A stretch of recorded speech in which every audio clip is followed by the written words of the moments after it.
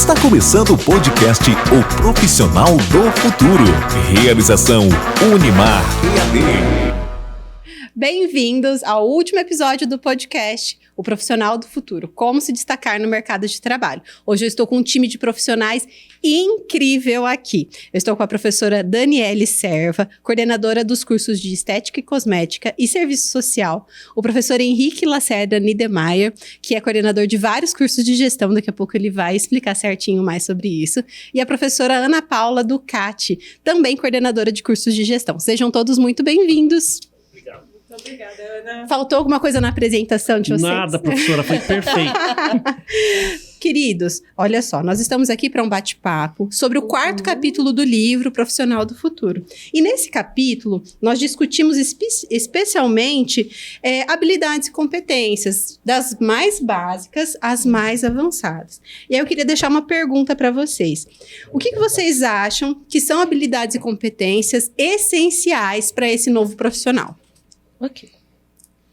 Muito bem, professora. Eu, primeiramente, quero agradecer o convite, para participar desse Café com EAD aqui e dizer que eu me sinto honrado em estar aqui diante desse time, maravilhoso. E eu li o capítulo 4 do livro e ele me provocou, assim, diversos ecos, diversas reflexões, e eu tenho certeza que o leitor desse material, ele vai ficar impactado, porque é provocante e leva a uma profunda reflexão. Eu, quando li o material, eu comecei a fazer perguntas. Será que eu cumpro esses requisitos? Será que eu tenho essas competências? E eu devo me policiar? Eu devo melhorar? Então, provocante, então quero te parabenizar, professora, porque o objetivo, se o objetivo era provocar o leitor, causar eco, você atingiu. Ai, fico muito agradecida e honrada. Eu concordo, eu também quero deixar os parabéns, igual o professor Henrique. E aí, a provocação que fez em mim foi assim, às vezes quando a gente está pensando na nossa profissão, eu quero fazer uma faculdade, eu quero esse cargo, enfim, a gente já, e isso é legal, isso é bom, não é uma crítica, mas a gente já pensa assim, em algo muito grandioso, eu quero ser coordenadora, eu quero ser diretora, eu quero ser... Então a gente já pensa grande, isso é muito bom. E aí a gente tenta trilhar, o caminho. O que eu tenho que fazer para conseguir ser uma diretora, executiva e assim por diante. Mas a gente acaba esquecendo, às vezes, de fazer o básico. Então, às vezes, eu quero muito ser ali uma diretora, uma executiva de sucesso, mas eu não consigo cumprir combinados. Eu combino alguma coisa aqui com o professor Henrique, chega no dia eu esqueço, eu não faço, e passa. E isso é ruim, Isso é a nossa assinatura, É a impressão do nosso perfil profissional. Então, acho que a gente tem que olhar também para o dia a dia básico, aquele arroz e feijão, se eu estou fazendo ele bem feito, para conseguir esse destaque e alcançar o meu crescimento também. Dani, para você. Eu quero agradecer também o convite de participar. Também li o quarto capítulo, achei super interessante, porque dá dicas de realmente do básico ao diferencial. E eu acho que quando a gente fala o básico é igual a fundação de uma casa, por onde você vai começar. Então não pode ser pelo telhado, A gente tem que começar tijolinho por tijolinho, e isso eu acho que vai fazendo a diferença. Eu acredito que uma coisa básica é a questão do comportamento. Uhum.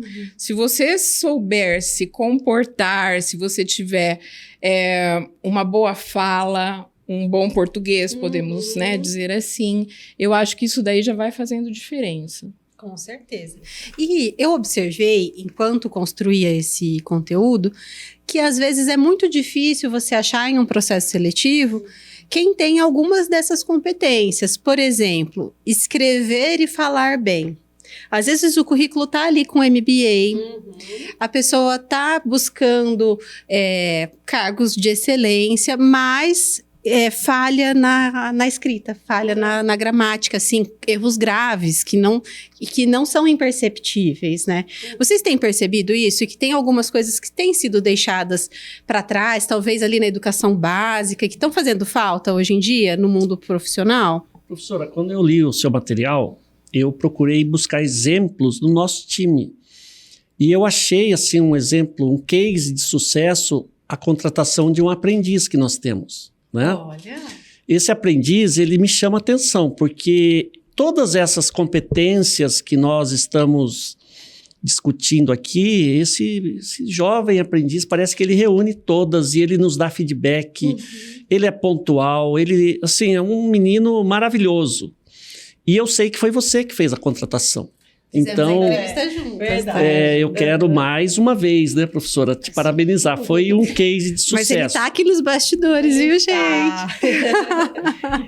Ai, olha, eu também tenho um afeto muito grande com aprendizes em geral. Faz parte da minha história. Gosto muito desse programa, enfim, do crescimento profissional dos jovens, enfim. Mas aí, focando na questão do falar e escrever bem, geralmente a gente não vê isso ali como um requisito quando você vai num processo seletivo se candidatar.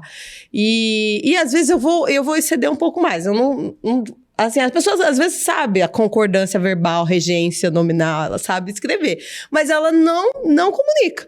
Então, assim, a gente tem que pensar, quando está escrevendo, um e-mail, uma mensagem, uma comunicação que seja, que será que a pessoa que está lendo, ela está entendendo? Porque às vezes a gente está, na nossa cabeça, tá tudo resolvido, né? Mas a pessoa que está lendo não está resolvido. Então, a gente precisa se comunicar.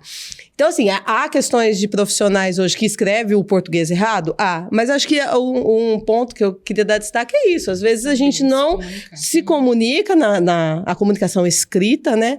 E acha que o outro vai entender. Não, o problema é o outro é que tem que se virar para entender o que está dentro da minha cabeça. Não é. E aí volta um pouquinho, Ana, para o episódio 3, que a gente estava discutindo agora há pouco, sobre autoconhecimento. Sim. Porque se você percebeu, se alguém te deu esse feedback de que não tá tão legal a sua escrita, sua gramática, que não entendeu um e-mail, isso já é um indicativo. Às vezes a pessoa não fala, você não tá escrevendo bem, mas ela fala, eu não entendi o que você disse. Então já é algo para você prestar atenção.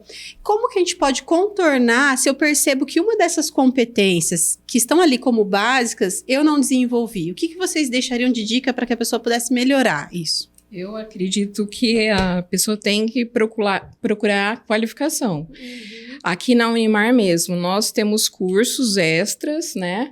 Que eles justamente um nivelamento. Então, tem curso, por exemplo, de português, o próprio curso de empreendedorismo. E eu acho que ali já vai dando várias dicas.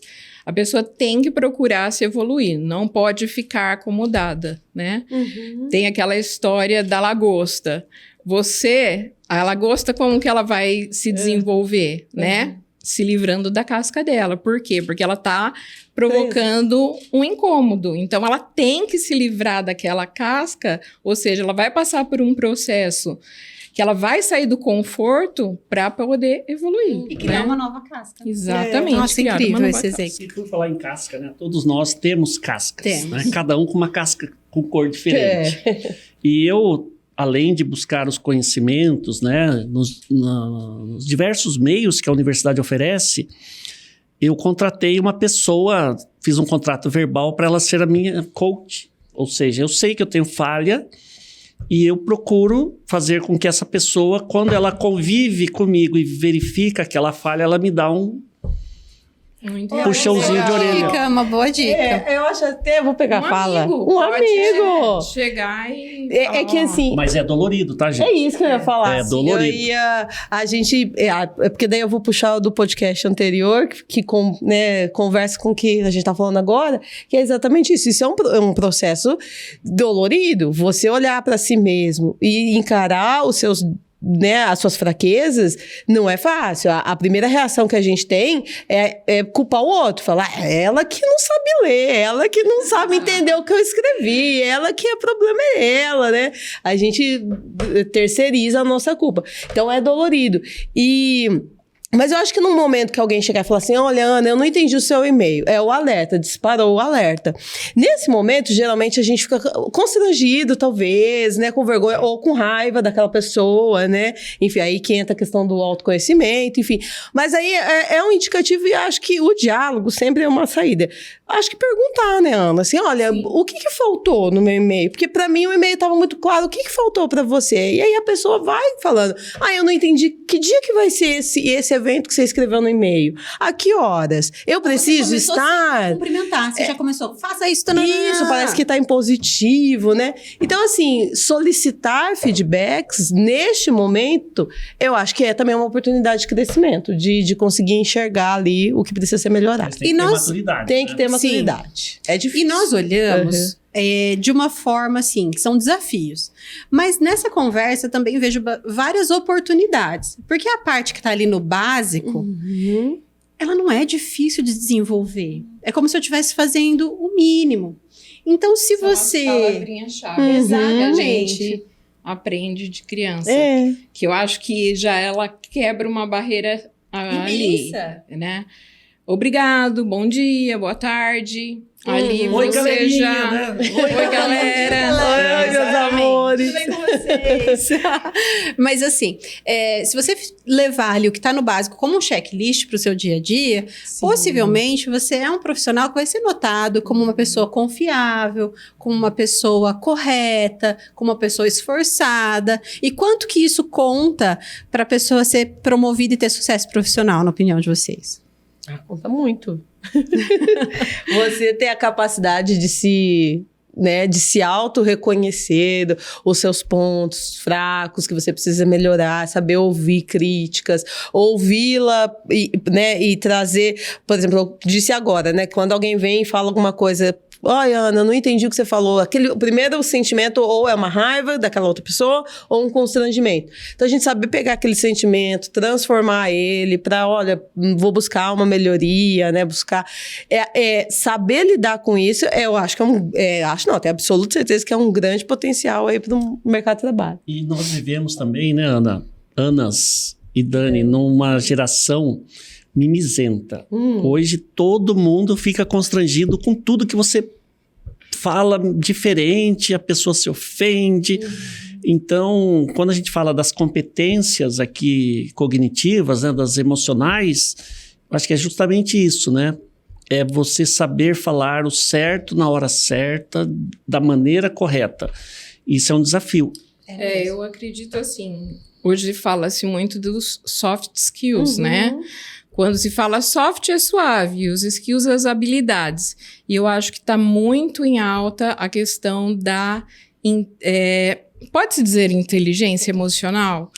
Eu acho que a parte emocional tem que ser trabalhada, valorizada, quem sabe trabalhar em equipe, né? Eu acho que isso facilita o dia a dia. Já é tudo tão estressante, por que você... né? Não pode deixar mais leve o ambiente. Aí tem aquele velho dilema, né, Ana? Que a gente fala de trabalhar em equipe, de competências emocionais e o objetivo organizacional. Atingir o objetivo está... Será que ele está sendo levado em consideração? Ele precisa ser levado em consideração, porque nós vivemos em organizações, nós nascemos em organizações, nós crescemos rodeados por organizações e nós trabalhamos em organizações, sejam elas públicas, privadas, e cada uma delas tem o seu objetivo. Né? Então, olhar para esse objetivo principal, eu acho que não é desviar o olhar dessas competências, porque você vai ser mais produtivo se você for mais assertivo, eu acredito. Sim, se você for uma pessoa que tem uma habilidade, por exemplo, de resiliência, isso tudo que a gente falou aqui é uma habilidade de resiliência, né? Você enfrentar ali algum grande desafio e conseguir superar, se recompor. Isso para uma organização é muito importante, uma pessoa que sabe trabalhar em equipe. E acho que quando a gente fala essa frase, trabalhar em equipe, ela é super batida já, né? Mas trabalhar em equipe é difícil pra caramba. Eu acho que o resumo é respeitar a equipe. Isso, exatamente. Saber, eu gosto muito, já que a gente tá no tema de soft skills e a Ana abordou no capítulo, a questão da habilidade de resolver problema. Então, assim, será que eu sou o problema ou eu tô resolvendo, tô ajudando a resolver? Porque às vezes problemas vão existir todos os dias ali naquela organização. Eu estou contribuindo para resolver ou eu tô trazendo mais problema ainda? Eu tô só reclamando. Eu tô só reclamando. Ou eu tô contribuindo para corrigir. Porque às vezes problemas a gente tem que aceitar. Vai ter problema sempre, né? E é isso. Como é que eu vou lidar com os problemas? Eu sei resolver ou vou ficar reclamando? Reclamar é gostoso, né? A gente E reclama. tem dia que a gente fala assim, ó, agora eu vou só reclamar. Eu acordei hoje pra reclamar. Não, mas aquele momento ali é um momento de reclamação, mas que seja consciente, que é pra desabafar e começar a resolver. Começar a logo resolver. Depois. Não só reclamar por reclamar, né? E na nossa equipe, né? Eu sou sempre a vítima. Coitado do Henrique, tadinho, gente. Olha, eu quase me emocionei. Caiu uma lágrima depois dessa fala. Inclusive, ele tá aqui amarrado, né? Porque ele não quis vir. Ai, mas, pessoal, olha só. Então, pensando em resultado, como o professor Henrique falou, e já talvez nessas ferramentas mais avançadas, o que vocês acham que pode ajudar quem está nos assistindo a desenvolver uma mentalidade de excelência para entregar bons resultados nas atividades profissionais? Qual seria essa outra competência, talvez mais evoluída, digamos assim, que faz diferença na carreira profissional das pessoas? Eu creio que o diferencial, né, é você fazer o básico bem feito, porque muitas vezes a pessoa ela quer, usando um jargão corporativo, enfeitar o pavão, né? Ela quer atingir o ponto C sem passar pelo A e B, ou seja, ela não faz nem o básico. Sim. Então, eu sempre analiso o fator empatia, né? Para a equipe dar certo e para os objetivos organizacionais serem atingidos. É empatia. Sim. Tá? É você se colocar no lugar do outro. Por exemplo, de vez em quando eu levo umas broncas de umas coleguinhas. Tá? Mas eu amo essas coleguinhas. Então eu fico bravo num primeiro momento, mas eu sei que é para o meu bem. Tá? E é para atingir o objetivo organizacional. Então, a gente releva. Sim. Ao invés de você ficar bravo, eu não quero mais falar com essa pessoa, não. Acabou aquele momento, vida nova, a vida segue em frente, esqueceu a bronca. Muito bom. Olha, aqui tem um pedaço do seu capítulo também, uma coisa que me chama a atenção e eu acho que responde sua pergunta, né? Então, é uma habilidade, né, nesse mundo atual para ajudar ali a atingir os resultados da organização. Você colocou aqui do trabalhar em qualquer lugar. A gente passou pela pandemia, foi um momento super estressante, enfim, mas tirando a parte triste da pandemia, enfim, porque a gente foi obrigado a ir para o home office porque a gente não teve escolha, não foi uma opção. Mas tirando essa parte triste, assim, acho que a gente tem que pensar nessa questão dessa flexibilidade. Então, acho que uma questão importante aí, né, uma habilidade importante para alcançar resultados organizacionais, para você contribuir com a empresa onde você está, é essa flexibilidade, né? Não só da questão home office, de sistema híbrido de trabalho, que é o que a Ana trabalha aqui no capítulo, né? Mas a flexibilidade realmente, assim, né, de eu ser multifacetado, né? Eu tenho essa competência para agir, me adaptar, a trabalhar em diferentes projetos, em diferentes aspectos, né? Já se passou a época onde se valorizava muito o especialista. O especialista é uma pessoa que faz muito bem uma única coisa. Acho que hoje em dia isso está um pouquinho já, né, não é mais. Hoje em dia a gente busca pessoas, né, que tenha... Não é bem genérica o que eu quero falar, mas é a multifacetada. Eu tenho competência para fazer, né, a flexibilidade de conseguir participar de diversificados, na verdade, projetos, de habilidade de trabalhar, home office, sistema híbrido, como a Ana citou aqui, mas eu queria destacar essa questão da flexibilidade, de se adaptar. Se eu puder complementar, nem tá no livro, mas eu acho que aprender a aprender. Aprender a aprender, com certeza. Consigo, mas eu aprendo. Sim. Eu não consigo, hoje eu não consigo, mas me dá um tempo. Dá um tempo que eu aprendo. Né? Eu Então, acho que a pessoa tem que querer. Eu vou falar da minha avó. Ela vai fazer 98 anos. Ela mexe no WhatsApp, ela tem Instagram. que graça. Porque ela quer aprender. Porque ela quer aprender e ela quer estar acompanhando tudo que está acontecendo. E se a gente fala o que está acontecendo hoje, a tecnologia está tão avançada, né, a inteligência artificial, que muitas vezes você olha aquilo e fala, como que eu vou dar conta de aprender tudo isso, como eu vou lidar com tudo isso, ao mesmo tempo que te oferece oportunidades, também te dá uma angústia, porque você acha que você não vai conseguir. E aí, começando do básico, eu falo para os nossos alunos EAD, tem muita gente chegando a fazer uma universidade depois de mais de 10 anos parado. Sim. Então, tem gente que não sabe direito mexer com o Word. Começa do básico. Vai começar a aprender. Você fez eu lembrar agora de um negócio. Você falando da sua avó e agora você tocou no assunto de... Eu também tenho aluno, às vezes, que chega... professor, eu tô há 30 anos sem estudar, mudou tudo, eu não sei o que é o Word. Não sabe, chegou o momento de saber. O que eu ia tocar no assunto que você estava falando da sua avó era da questão de PDF.